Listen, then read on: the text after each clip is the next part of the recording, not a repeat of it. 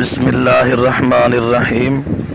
Personal سوال پوچھا گیا کہ جس جانور کی زبان کٹی ہوئی ہے یا سرے سے ہے نہیں، اس کی قربانی جائز ہے یا نہیں؟ تو اس میں شرعی مسئلہ یہ ہے کہ جس جانور کی زبان کٹی ہوئی ہو، جس کی وجہ سے وہ چارہ نہ کھا سکے یا بالکل زبان نہیں ہے، تو اس کی قربانی جائز نہیں۔ عالمگیری جلد نمبر 4 صفحہ 80۔